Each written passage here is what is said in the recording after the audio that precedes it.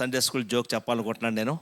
I want to share Sunday school joke. ఒక Sunday స్కూల్కి, suppose ruby Sunday స్కూల్కి ఎవరో అఖిల్ వెళ్ళాడు. జస్ట్ వీళ్ళ యొక్క జ్ఞానం ఎంత ఉందో తెలుసుకోవాలి, సండే స్కూల్ జ్ఞానం. అఖిల్ వెళ్ళి అఖిల్ మన అఖిలే, ఓకే, అఖిల్ వెళ్ళి అడిగాడు, పిల్లలరా ఇరుకో గోడలను ఎవరు కూల్చారు చెప్పండి అంటే ఒక కుర్రాడు తప్ప లేచాడు. నేను మాత్రం కాదండి అన్నాడు. ఈ అఖిల్కి షాక్ తినేశాడు. ఈలోపు రూబీకి అడిగాడు, ఇదేటమ్మా అంటే ఆడు చాలా మంచి కుర్రాడు అండి, ఆడు మాత్రం కాదన్నది ఆవిడ. బాబు రూబీ చెప్పగలం మళ్ళీ, okay, like that. Okay, so especially that song ఏమైనా చేయగలం మధ్యన చాలా అది ట్రోల్ అవుతుంది ఆ సాంగ్ కదా. దాని మీద కొంతమంది రాంగ్ కామెంట్స్ పెడుతున్నారు, చేస్తున్నారు. దాని పెద్ద ఇదైతే చాలామంది గట్టిగా ఇచ్చుకున్నారు దాని మీద. అంటే ఆ పాటను నెగిటివ్గా చేస్తుంటే మంచి వాక్యం తెలిసిన వాళ్ళు అందరూ ఏం చేస్తారంటే అతను నోరు మోయించారు అందులోని. It's a beautiful song. ఏమైనా చేయగలవు, కథ మొత్తం మార్చగలవు. సో ఒకసారి మన జీవితంలోకి వెనక్కి వెళ్తే ఒకసారి వెనక్కి వెళ్ళండి. ఏమైనా చేయగలడు, ఎలా మన కథ మొత్తం మార్చాడు. ఇప్పుడు మనం ఇలా ఉన్నామంటే ఇక్కడ ఎలా కథ మార్చాడు, ఆ క్షణాల్లోనే, ఆ మూమెంట్స్లోనే. ఆయన మార్చకపోయింటే ఏమైపోయింది, అది కథ మొత్తం మార్చగలడు. అద్భుతమైనవాడు, అద్భుతమైన దేవుడు. నేను నా యొక్క కెరీర్లో నేను ఫెయిల్ అయిపోయి, మెడికల్ రిప్రజెంటేటివ్గా నేను ఫెయిల్ అయిపోయి ఇంకా నా జీవితాన్ని ఎండ్ చేసుకోవాలని అనుకున్నప్పుడు 1983లో నా జీవితాన్ని ఎండ్ చేసుకోవాలనుకున్నప్పుడు, నేను ప్రభుని నమ్ముకొని 3 years అయ్యింది అప్పటికే. ఎండ్ చేసుకోవాలని అనుకుంటున్నప్పుడు ఆ రోజు రాత్రి అందరూ నిద్రపోయి ఉన్నారు, మంచి నిద్రలో ఉన్నారు. ఇంకెవరికి పెళ్ళిళ్ళు అవ్వలేదు, మా అక్క కూడా పెళ్ళి అవ్వలేదు, అందరూ మంచి నిద్రలో ఉన్నారు. I got up. సో లేచి నేను ఇంకా రాత్రి 12 గంటలకి కోనార్క్ ఎక్స్ప్రెస్ కింద నా యొక్క జీవితాన్ని అంతం చేసుకోవాలనుకున్నాను. జస్ట్ మాకు రైల్వే ట్రాక్ దగ్గరే ఉన్నామంట మా ఇల్లు, వెరీ వెరీ నియర్. సో ఇంకా లేచాను. లేచినప్పుడు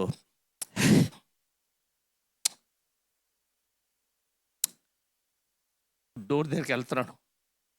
ప్రభు నాతో అన్నాడు, Vasanth, I can turn your story. ఎస్తో నా చేతిలో పెట్టు.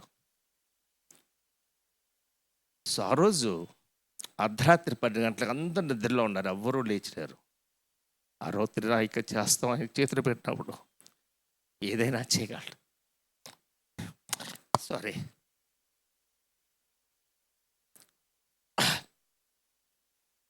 కథ మొత్తం మార్చగలడు ఆయన.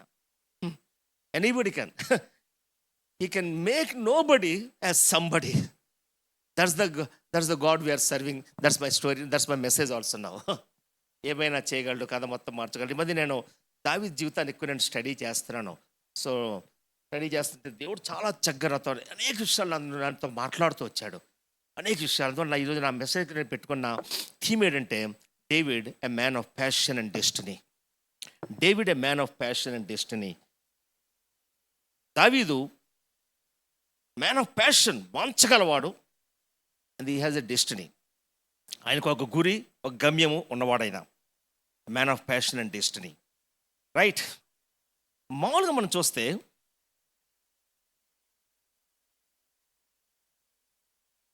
ఆయన చెప్పిన మాటల్లోని దావీదు గురించి చెప్పిన మాటల్లో మనం చూస్తే మామూలుగా ఇతను నా హృదయానుసారుడైన మనుష్యుడు నేను కనుక్కున్నాను.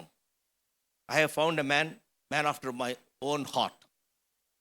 సో దేవుని హృదయము, దేవుని మనిషి, దేవుని విధానాలు ఈరోజు దావీదు నుంచి మనం నేర్చుకోబోతుంది. దేవుని హృదయము, దేవుని యొక్క హృదయము, దేవుని యొక్క మనిషి అండ్ దేవుని యొక్క విధానాలు.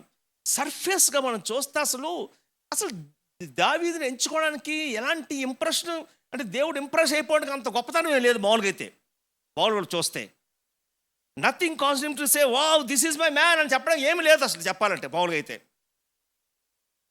ఆ రోజు ఉన్న ఇక జ్యూస్ బాయ్స్లోని, ఆ ఏజ్లో, అతని ఏజ్లో ఉన్న జ్యూస్ బాయ్స్కి ఇతనికి పెద్ద తేడా ఏం లేదు. David didn't look much different from any other juice boys his age. But Samuel simply said, ఒకటే చెప్తాడు సామ్యుయల్, రాస్తంటాడు, ఆ ఎంచుకుంటున్నప్పుడు వస్తున్నప్పుడు హీ వాజ్ రెడీ, మంచి ఎర్రగా ఉన్నాడు, విత్ బ్యూటిఫుల్ ఐస్. అతను గురించి చెప్పింది అంత చక్కటి కళ్ళు అండ్ హ్యాండ్సమ్ అపియరెన్స్. అంతే కదా, పెళ్ళికాని అమ్మాయిలు, అబ్బాయిలు మనం చూస్తుంది ఇదే. మిస్టర్ మ్యాన్, ఇంకెవరు మిస్సు పర్ఫెక్ట్ ఎవరంటే మనం చూసేది ఇది, మనం లుక్ ఇది. That is the only physical description we have of young David. అతను గురించి అతని యొక్క ఫిజికల్ డిస్క్రిప్షన్ మంచి వస్తే అంటే అతను నిజమే, అతను హ్యాండ్సమ్, మంచి బ్యూటిఫుల్ ఐస్ ఉన్నాయి, అన్నీ ఉన్నాయి. మేబీ అతను కామెంటేటర్ ఏమో రాస్తారంటే he may have had red hair because he was reddened or bronzed from the hours he spent out in the sun and in the wind. బయట ఆ యొక్క చలిలోని, ఆ యొక్క బందలు కాసుకుంటున్నప్పుడు ఆ చలిలోని, ఆ ఎండలోని, ఎండకి ఎండి వానక తడిసి మొత్తానికి అతను ఏమైపోయిందంటే మొత్తం మనిషి ఎర్రగా అయిపోయాడు, జుత్తు ఎర్రగా అయిపోయింది, మొత్తానికి ఏదో అయిపోయింది మొత్తానికి అంతానే. అంటే ఒక విధంగా చెప్పాలంటే David's outward appearance didn't seem to set him apart in anyway. వాళ్ళ అవుట్వర్డ్ అపియరెన్స్ చూస్తే అతన్ని ఇలా సెట్ చేయడానికి ఇప్పుడు కింగ్ సాల్ని చూడగానే టక్కుమని సెట్ చేస్తారు. ఎందుకంటే అందరికంటే హైట్లో ఉన్నాడు, ఆ ఒడ్డు ఆ పొడుగు చూసేసరికి టప్ మని ఇతనే మా వాడు అనుకున్నారు అనమాట. ఆయన గురించి ఏం చెప్పబడింది అసలు దేవుడి గురించి? He was nothing more than a shepherd first thing, and a very young one at that living in the little village of Bethlehem. బెత్లెహేమ్లో ఇక చిన్న విలేజ్లోని గొర్రెలు కాచుకుంటున్నాడు. కానీ దేవుడు ఏం చెప్పాడంటే, you have what I'm looking for young man David, you are the future king of Israel అని చెప్పడానికి ఏముంది అసలు? చూద్దాం మనం దేవుడు ఎందుకు ఇలాంటి వాడిని ప్రత్యేకంగా ఎంచుకున్నాడు. అదేవిధంగా అంటే నువ్వు నేను కానీ ఒక దేవుడి ఇంటి పక్కన నెక్స్ట్ డోర్లో కానీ మనం బతుకుంటే, మన ఫామ్ హౌస్లో నెక్స్ట్ డోర్లో మనం ఉండుంటే, ఇక యోదయ యొక్క కొండ ప్రాంతంలో నెక్స్ట్ డోర్లో కానీ మనం ఉండుంటే అసలు దేవుడు ఎవడో మనకు తెలియదు. ఎలియాబు తెలుసు, మిగతా అందరు బ్రదర్స్ అందరూ తెలుసు. ఎవడండి దేవుడు? ఆడవుడు ఆ కుర్రోడు ఎప్పుడు చూడలేదండి. కుర్రోడిని ఈ ఎలియాబుని చూశాను, మిగతా బ్రదర్స్ అందరిని చూశాను. ఎందుకంటే they are all fighting for the king ఆర్మీలో ఉన్నారు. కాబట్టి ఈయనవుడు అని చెప్పడానికి ఎవరు లేరు అక్కడ. అంటే ఒక ఎందుకు చెప్పాలంటే అసలు ఈయనకు ఇంకో కొడుకు ఉన్నాడని కూడా తెలియదు, ఇంకో కొడుకున్నాడని కూడా తెలియదు. అందుకే సామ్యలు చదువుతాడు కదా, సమయాలు ఒక్కొక్కడు అయిపోతుంది, ఎవడు లేడు. అది ఏలియాబు వస్తుంటే ఈడే గ్యారంటీ, ఈడు కాదు, ఈడు గ్యారంటీ, ఈడు కాదు, ఎవడు కాదు. మరి ఎవరున్నాడు? ఎవరు అయిపోయారు? ఇంకెవరు ఉన్నారా అడుగుతారు. ఎవరికి? జెస్సీకి, యెషయాకి అడుగుతారు.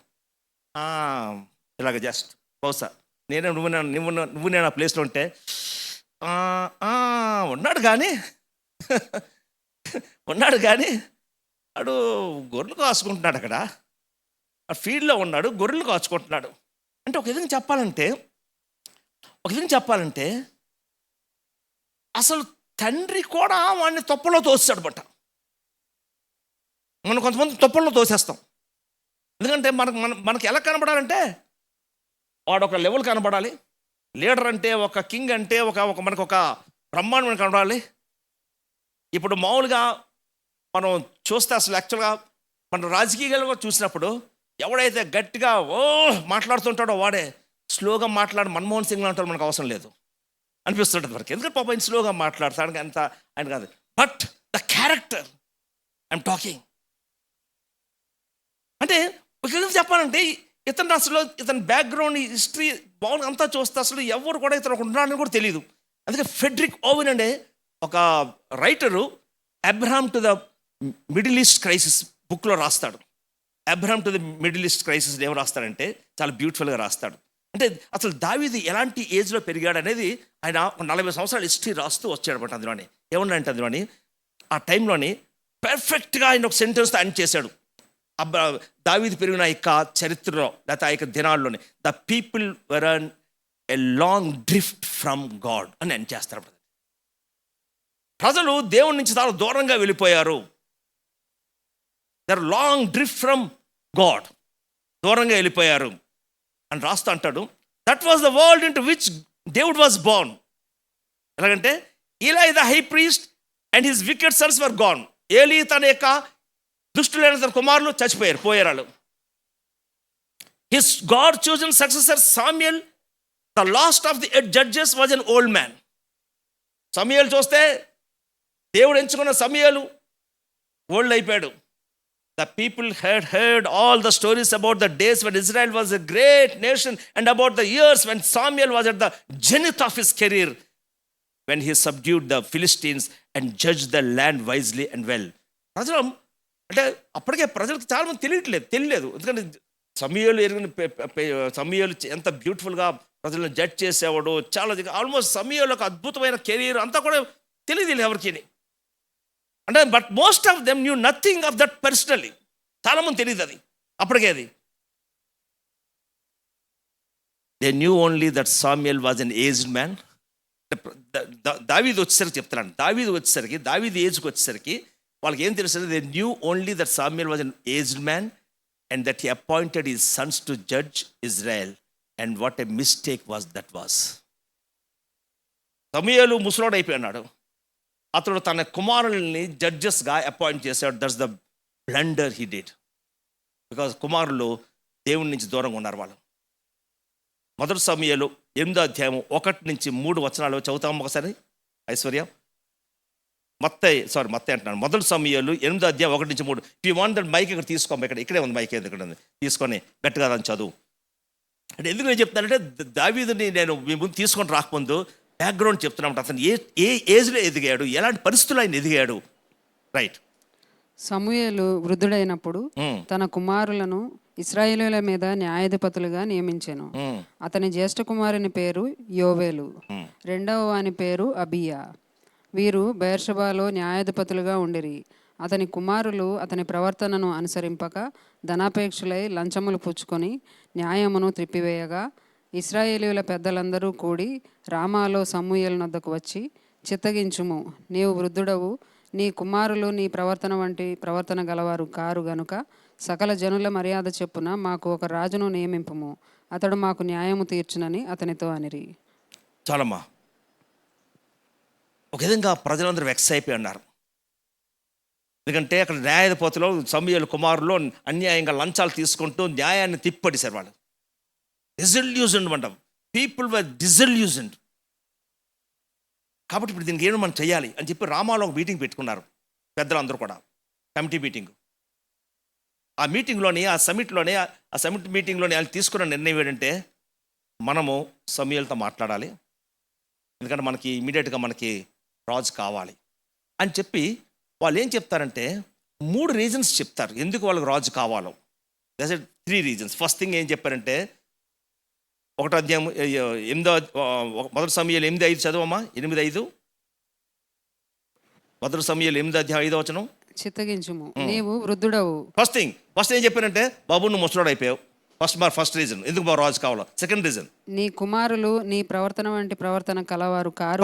సెకండ్ రీజన్, నీ కొడుకులు నిన్ను వెంబడించట్లేదు కాబట్టి అది సెకండ్ రీజన్. అది ఓకే. సకల మర్యాద చెప్పున మాకు ఒక రాజును నియమింపుము. సకల మర్యాద చెప్పున నువ్వు మాకు రాజును నియమించము. 3 రీజన్స్. యాక్చువల్గా ఫస్ట్ 2 రీజన్స్ వీళ్ళకి అంత ఇది కాదు, ఏదో చెప్పాలి కాబట్టి చెప్పారు. థర్డ్ రీజన్ చాలా ఇంపార్టెంట్. సకల మర్యాద చెప్పున మాకు రాజును నిర్మించు అంటే, ఫస్ట్ థింగ్ మేము విసిగిపోయాం. ఒక విధంగా అదృశ్య దేవుడు, ఈ దేవుడిని చూసి మాకు ఎవరు కనబడట్లేదు. వాళ్ళకైతే ఎదురు మోయాబీలకి దేవుడు కనబడుతున్నాడు, అక్కడ వాళ్ళకి కనబడుతున్నాడు, అందరికి దేవుళ్ళు ఉన్నారు, వాళ్ళకి విగ్రహాలు ఉన్నాయి, చక్కగా. ఒక విధంగా మీ దేవుడు ఏంటని అడిగితే మేము చెప్పలేకపోతున్నాం. కాబట్టి మాకు ఒక రాజు కావాలి, వాళ్ళకి మాకు కూడా ఒక రాజు కావాలి. రైట్. అది ఇక్కడ మనకి సీన్. ఆ టైంలోని పీపుల్స్ చాయిస్ ఏ విధంగా ఉంటుంది, గాడ్స్ చాయిస్ ఏ విధంగా మనం చూద్దాం. What is the people's choice యాక్చువల్గా? వీళ్ళ చాయిస్ ఎవరు? Who is their choice? Saul. అంటే people have always wanted to be like everybody else, to do the popular things, and these folks were no exception. అంటే వాళ్ళకి కూడా మిగతా వాళ్ళ రాజులు కావాలి, అందరికీ ఉన్నట్టు మాకు కూడా కావాలి, సకల మర్యాద చొప్పున, సకల జనుల మర్యాద చొప్పున మాకు కూడా కావాలి. అంటే ఎంత జాగ్రత్తగా మనం చూస్తే, ఈవెన్ మన లైఫ్లో కూడా ఎన్నిసార్లు మనం సకల మర్యాద చొప్పున, సకల జనుల మర్యాద చొప్పున ఎన్ని వాటికి మనం రాజీ పడిపోతున్నాం. మన కులాల దగ్గర, మన యొక్క ఏమంటారు కట్నాల దగ్గర రకరకాలుగా అన్ని చోట్ల మనం సకల మర్యాద చొప్పున, సకల జనుల మర్యాద చొప్పున మనం రాజీ పడిపోతున్నాం. సో ఓకే, సో మొత్తానికి వాళ్ళు రాజుని ఎంచుకున్నారు, బాగానే ఉంది. కానీ ఏమైంది? What happen? రాజు 40 సంవత్సరాలు అప్పుడు, సమయాలు 40 years అప్పుడు రాజు అయ్యాడు అక్కడ. విదిన్ షార్ట్ టైంలోనే, before long he became thin skinned, hot tempered and given to season of depression, even thoughts of murder. The people who choose the person ఏవాడు? Hot tempered, depression, even thoughts of murder. So much for the man who was the people's choice. That was the people's choice. That was the people's choice. David was born about 10 years after Saul became king. సౌలు రాజు అయిన తర్వాత 10 సంవత్సరాల తర్వాత పుట్టాడు. ఎవరు? దావీదు. చూడండి ఎంత అద్భుతం చూడండి. అసలు ఇతను రాజు అయినప్పుడు పుట్టలేదు. ఎవరు? దావీదు. పుట్టలేదు. The people of Israel were on a long drift from God, and now to make matters worse, they were becoming disillusioned with the leader they had chosen. ఇంకా థింగ్స్ ఎలాగైపోయాయంటే వాళ్ళు ఎంచుకున్న నాయకుడు ఒక విధంగా విసుగు వేసారిపోయారు అన్నమాట. వాళ్ళు విసుగు వేసారిపోయారు. It is the most disillusioning, insecure feeling in the world, yet you can't put your finger on what's wrong. You can't put your finger on what's wrong. But graciously, God does not abandon his people through Samuel. He intervenes. He intervenes. So that's about just story. Now we'll see the Lord's choice, David. ఒకసారి 1 సమూయేలు 13-14 చదవం ఒకసారి. 13-14. యెహోవా తన చిత్తానుసారమైన మనసు గల యొక్కని కనుగొని ఉన్నాడు. నీకు ఆజ్ఞాపించిన దాన్ని నీవు గైకొనకపోతివి గనుక యెహోవా తన జనుల మీద అతనిని అధిపతిగా నియమించును. సమూయేలు 13-14. మొదటి సమూయేలు 13-14 వచనాలు. ఓకే, 13 చదువుతున్నానండి. అందుకు సమూయేలు ఇట్లనెను, నీ దేవుడైన యెహోవా నీకిచ్చిన ఆజ్ఞను గైకొనక నీవు అవివేకపు పని చేసితివి. నీ రాజ్యమును ఇశ్రాయేలుల మీద సదాకాలము స్థిరపరచుటకు యెహోవా తలచి ఉండెను. అయితే నీ రాజ్యము నిలవదు. యెహోవా తన చిత్తానుసారమైన మనసు గల ఒకని కనుగొని ఉన్నాడు. నీకు ఆజ్ఞాపించిన దాన్ని నీవు గైకొనకపోతివి గనుక యెహోవా తన జనుల మీద అతనిని అధిపతినిగా నియమించును. Right. God found a man. First thing జాగ్రత్త గుర్తుపెట్టుకోండి. He found a man. ఒక వ్యక్తిని, ఒక మనిషిని ఆయన ఎంచుకున్నాడు. ఆయన ఏంటి ఎంత గొప్పదనం? మిగతా బిబ్లికల్ క్యారెక్టర్స్ అబ్రహాం గురించి ఉంది, జోసెఫ్ గురించి ఉంది, జేకోబ్ గురించి ఉంది, ఎలైజా గురించి ఉంది. వీటికంటే ఈయన గొప్పోడైనా? I tell you how. అంటే దావీదుని దేవుడు ఎంచుకున్నప్పుడు అసలు అబ్రహాం గురించి చూస్తే 14 చాప్టర్స్ ఆయన యొక్క జీవితం మొత్తం మీద 14 చాప్టర్స్ ఇవ్వబడ్డాయి. 14 చాప్టర్స్ వర్ అలొకేటెడ్ ఎక్కడ? బైబిల్లో. ఎవరికి? అబ్రహాంకి. అండ్ జోసెఫ్ ఆల్సో 14 చాప్టర్లు, జేకబ్కి 11 చాప్టర్లు, ఎలైజాకి 10 చాప్టర్లు. ఇప్పుడు నేను మీ ప్రశ్న వేస్తాను, డేవిడ్కి ఎన్ని ఉండొచ్చు మీరు చెప్పాలి నాకు. Just guess. ఎన్ని చాప్టర్లు ఇవ్వబడ్డాయి డేవిడ్కి? దేవుడు దావీదు గురించి రాబడ్డాయి. Just guess. ఎవరు దగ్గరగా ఉంటారో వాళ్ళు నెక్స్ట్ వీక్ చిన్న చాక్లెట్ ఇవ్వబడుతుంది. వాళ్ళకి దగ్గరగా ఉండాలి కనీసం. ఎన్ని ఉండొచ్చు మీ లెక్కలో? Only old testament 45. ఓకే, ఇంకా నానా 150. సామ్స్ గురించి కాదు. సామ్స్ గురించి అతను అది వదిలి, అతనికి స్టోరీ గురించి ఎన్ని చాప్టర్లు ఎలొకేట్ చేయబడ్డాయి? 66 చాప్టర్స్. వావ్! ఏంటి ఈ వ్యక్తిని, దేవుడు ఒక వ్యక్తిని ఎంచుకున్నాడు, బాగానే ఉంది. 66 చాప్టర్లో. ఇంకా మీకు తెలుసా, మీకు దగ్గర న్యూ టెస్ట్మెంట్లో 59 రిఫరెన్స్ ఆయన గురించి అవి తీసేసి పక్కకి 66 chapters were allocated for David. అంటే 2 సార్లు చెప్తాడు, 2 times చెప్తాడు అతను నా హృదయానుసారుడైన మనుషుడని. 2 times నా హృదయానుసారుడైన మనుషుని చెప్తాడు. But why? ఎందుకు ప్రత్యేకంగా ఇతను ఎంచుకున్నాడు? Let us see quickly. Why does God choose David?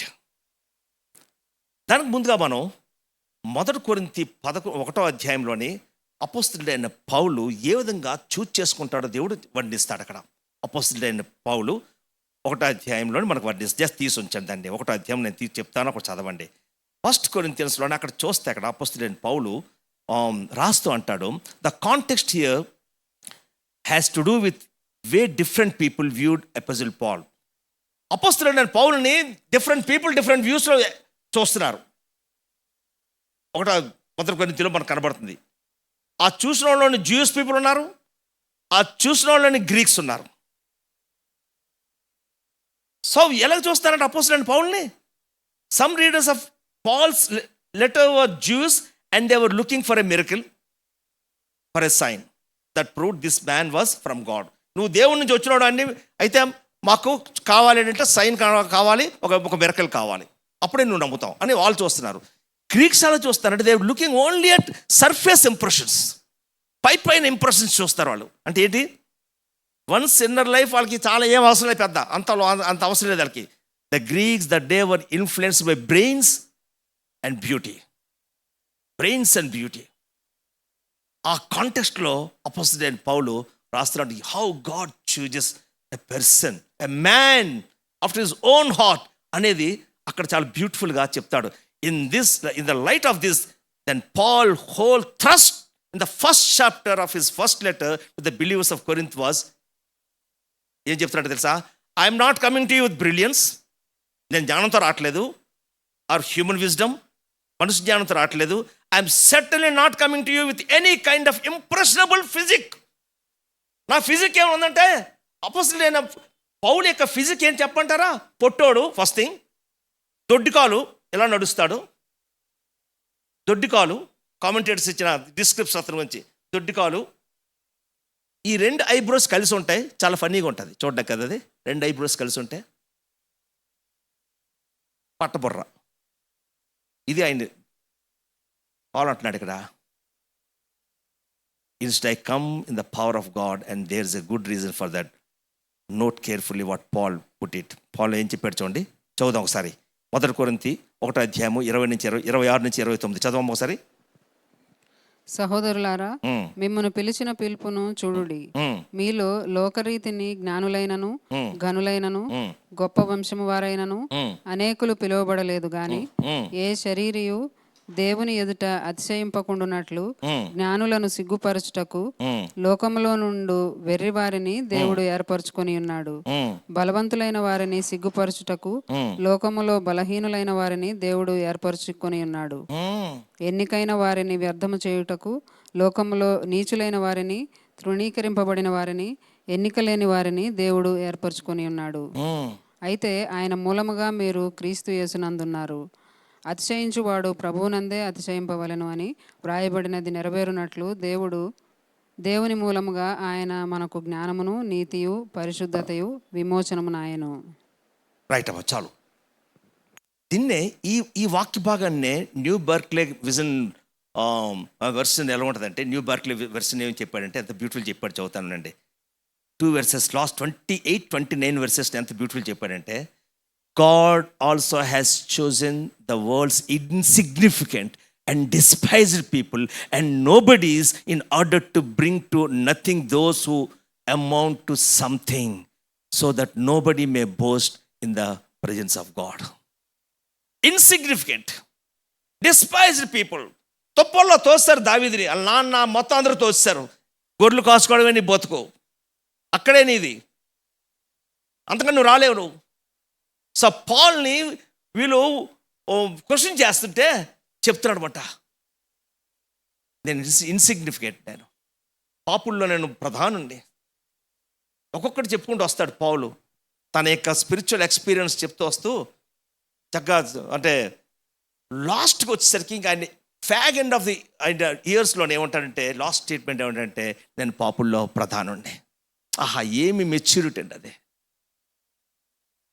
నేను పాపుల్లో నేను ప్రధానుడే అంటే అప్పుడు ఇన్ని సంవత్సరాలు మినిస్ట్రీ, ఇన్ని అద్భుతాలు, ఇన్ని సంఘాలు ఇవన్నీ పెట్టుకొని నేను పాపుల్లో ప్రధానుని అంటాడు.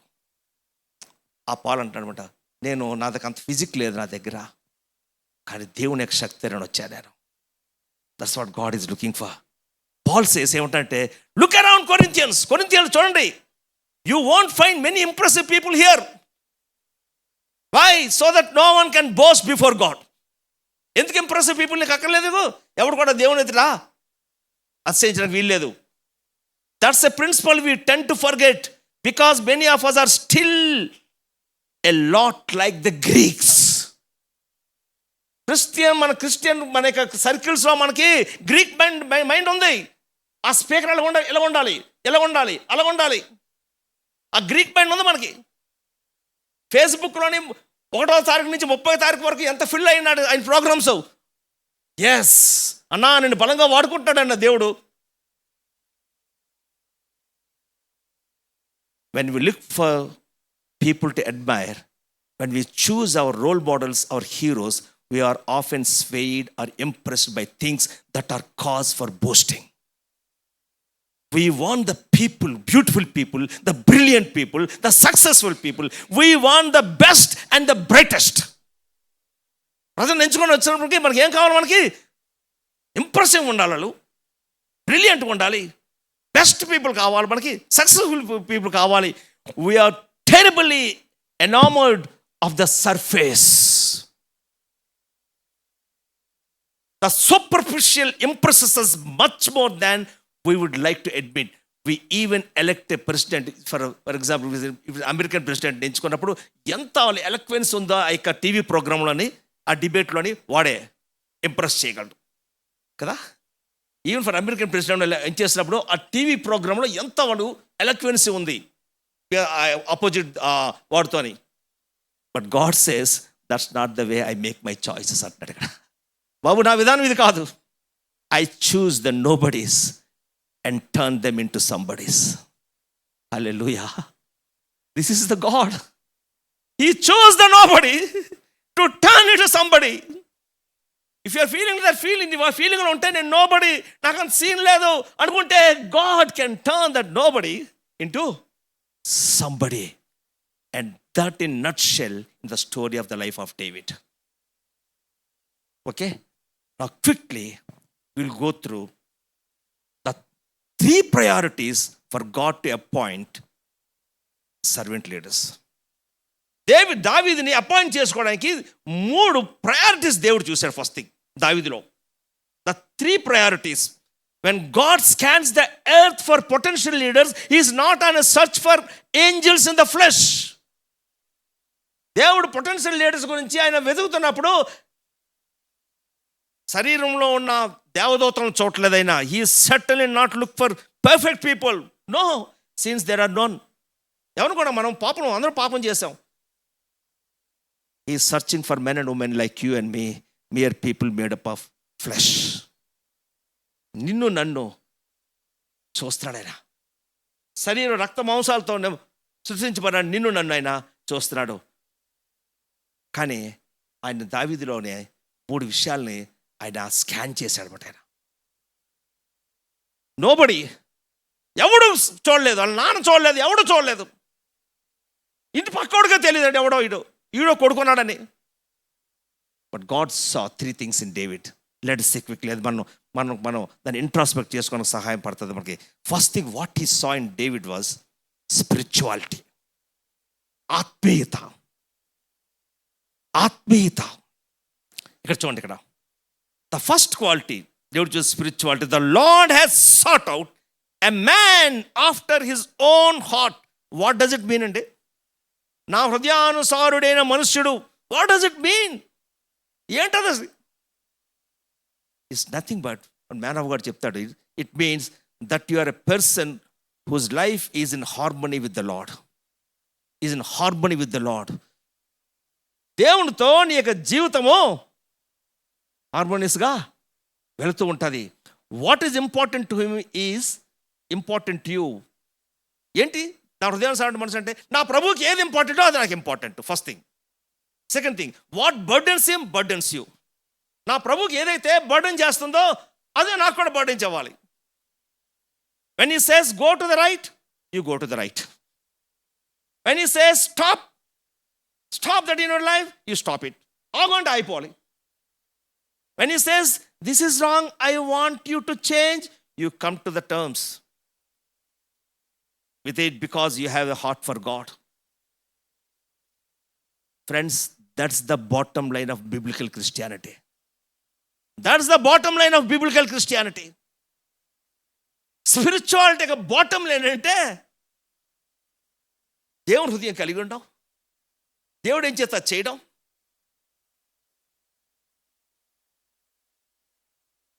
చూడండి, when you are deeply spiritual, you have a heart that is sensitive to the things of God. First thing, when you are deeply spiritual, నువ్వు ఆత్మీయంగా లోతుగా ఉన్నప్పుడు ఏమో తెలుసా, you have a heart that is sensitive to the things of God. దేవుని విషయాల గురించిన, దేవుని విషయాల పట్ల నువ్వు సున్నిత మనస్కుడుగా ఉంటావు. You have sensitivity to the things of God. అదే మన ప్యారలల్ వెర్స్గా మనం చూస్తే ఒక 2 Chronicles తీయమోసారి, 2వ దినవృత్తాంతాలు 16:9 ఒకసారి చదవమోసారి. 2వ దినవృత్తాంతాలు 16:9.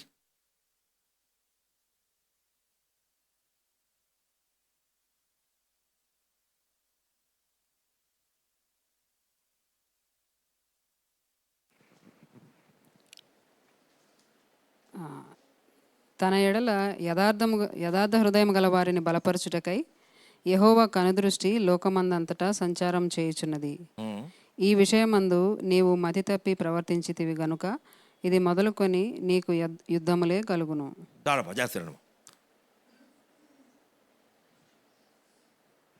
ఏం చెప్తున్నాడు? For the eyes of the lord move to and fro throughout the earth that he may strongly support those whose heart is completely his. ఇంగ్లీష్లో అయితే చాలా బ్యూటిఫుల్గా ఇచ్చాడు. దాన్ని 16:9 చాలా బ్యూటిఫుల్గా చెప్పాడు. దేవుని కళ్ళు అటు ఇటు తిరుగుతున్నాయి. ఆయనకి సర్విలెన్స్, ఆ కెమెరా తిరుగుతుంది. ఆ తిరుగుతున్నప్పుడు ఎక్కడ స్పాట్ అవుతుంది అది వెళ్ళది, ఎక్కడ స్పాట్ అయింది వెళ్ళది. Whose heart is completely his. అంటే దేవుడు ఏం చూస్తున్నాడు? Completely his. Nothing been swept under the rugs. ఏది కూడా దుప్పటి కింద తోసేసి కార్పెట్ కింద తోసే ఇష్యూస్ మనకు ఉండవు. కార్పెట్ కింద తోసే ఇష్యూలు ఉంటాయి మనకు చాలా, ఎవరికి కనబడదు. అది కేవలం దేవుని యొక్క సర్విలెన్స్ కెమెరాలో కనబడుతుంది, సీసీ కెమెరాలో కనబడుతుంది. మిగతా అందరికీ అమ్మా అన్న, అబ్బా అక్క, సూపరే. That means when you do wrong, you admit it and immediately come to terms with it. You are grieved over sin. You are concerned about those things that displeased him. అంటే you long to please him in your actions. The spirituality I'm talking. You care about the motivations behind your actions. జాగ్రత్తనండి. You care about the motivations behind your actions. నీ ప్రతి action అని కాదు, నీ మోటివేటో నువ్వు జాగ్రత్తగా ఉంటావు. నువ్వు ఒక మాట మాట్లాడుతున్నప్పుడు మోటివ్స్ నువ్వు జాగ్రత్త క్లియర్గా ఉంటాయి. ఎందుకంటే దేవుడు కనబడిపోదు, మిగతాలు కనబడిపోయినప్పుడు కూడా. That's true spirituality and that's the first quality David had. First thing, దేవుడిలో కనబడింది ఏంటంటే ఆ యొక్క సర్విలెన్స్లోనే, ఆ కెమెరాలోనే ఆ గొర్రెలు కాచుకుంటూ అడవుల్లోనే ఒక్కడే ఉన్నాడు. అక్కడ వెళ్ళి పడ్డాది. బెత్లెహేమ్ అంతా వదిలేసింది. ఇల్లు వాళ్ళ ఇంట్లోని ఆ కెమెరా ఆ ఫిట్టింగ్లోని ఎవడు పడలేదు. అందులోనే ఎక్కడ పడదంటే దేవునికి ఆయన నేత్రములు తిరుగుతున్నాయి. తిరుగుతూ తిన్నంగా అడవులోని గొర్రెలు కాసుకుంటున్న దావీదు పడ్డది. Because what he saw in David was a spirituality. The second thing, దావీదులో దేవుడు చూసింది హ్యూమిలిటీ, తగ్గించుకునే స్వభావం, దీన మనస్కుడు. 1 సమూయేలు 16:1 చదవమ్మా. 1 సమూయేలు 16:1.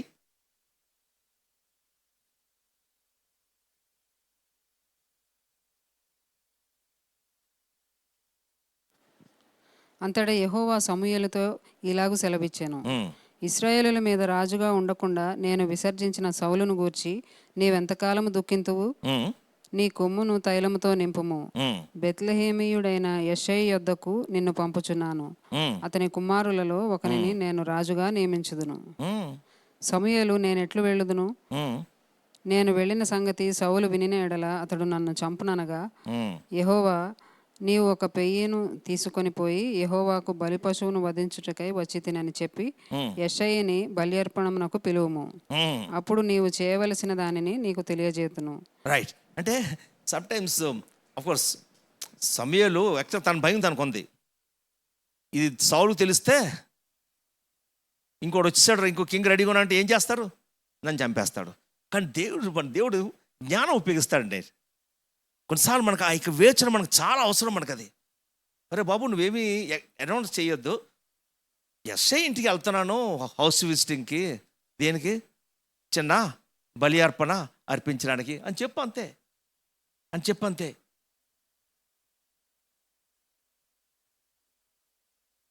వెళ్ళాడు. అక్కడ ఎవడు లేడు, అందది అయిపోయింది. ఇంకెవడు లేడు. పిలు వచ్చాడు. ఏం చూశాడు దేవుడు దావీదులో? ఈ saw David's heart that was completely his. Next ఇంకేం చూశారంటే హ్యూమిలిటీ. అంటే ఆ గొర్రెలు కాసుకోవడం, అక్కడ అన్నలు చూస్తుంటే బ్రహ్మాండంగా ఆ కింగ్ యొక్క దాంట్లో మంచి ఉద్యోగాలు ఉన్నారు. ఏంటి నా బతుకంత ఇక్కడేనా? అడవులోనన్నా ఇక్కడేనా నా బతుకంతా? ఎప్పుడు ఫీల్ అవ్వలేదు. దేవుడు నిన్ను ఉంచిన ప్లేస్లో కొన్నిసార్లు you need humility. When you are look down by the people, నువ్వు ప్రజల చేత నువ్వు లుక్ డౌన్ చేయబడుతున్నప్పుడు what you need is a humility.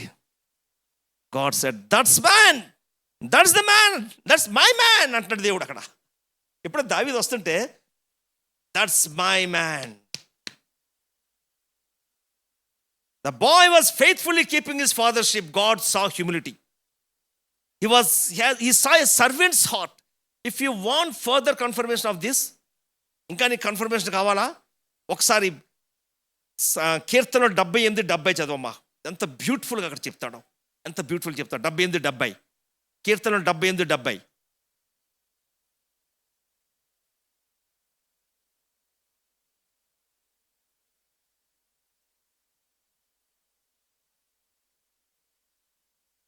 కీర్తనలో 78:70.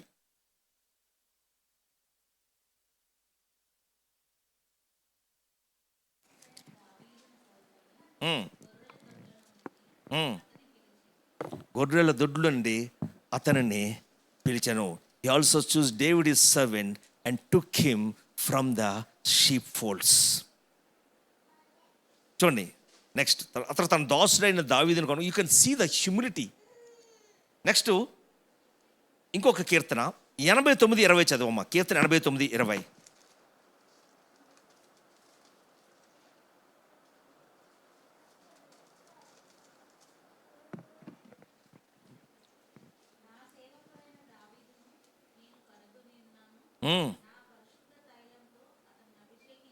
చాలా beautiful. I have found my servant. Who is that? David. Friends జాగ్రత్తనండి. మేబీ నేనెవ్వరు గుర్తించట్లేదు, నీ వర్క్ గుర్తించట్లేదు, లేకపోతే నీ యొక్క సిగ్నిఫికెన్స్ గుర్తించట్లేదు ఎవరు కూడా. దావీదుకి ఎన్ని లోన్లీ ఫీలింగ్స్ ఉంటుండే అక్కడ ఆ యొక్క ఇదిలోని. కానీ అక్కడ వాక్యం చూడండి, దేవుడు నిజంగా ఆ యొక్క కెమెరాలో చూస్తున్నప్పుడు ఆ సర్వేలెన్స్లోని I have found my servant, I have found my servant. లేకపోతేనండి నువ్వు ఉన్న ప్లేస్లోని నువ్వు డిమీన్ చేయబడుతున్నప్పుడు అక్కడ God found you as his servant there. God found you as his servant. Take it, one day God will take you to the heights. ఎలాంటి heights తీసుకెళ్తాడంటే this is my man ఆ డిక్లరేషన్ తీసుకొస్తాడు. నీ డిపార్ట్మెంట్లో అన్నీ కూడా షేక్ అయిపోతాయి. And God has lifted you up from that place. అంటే ఒకవేళ దేవుడు చెప్తే, I don't care about all that slick public image business. Show me a person who has the character, and all I give him all the images, all I give him all the image he needs. I don't require some certain temperament. I don't care if he has a lot of charisma. I don't care about size. I don't care about impressive track record. I care about character. First, the person deeply authentic in his spiritual walk, and or is he faking it? And second, is he or she a servant?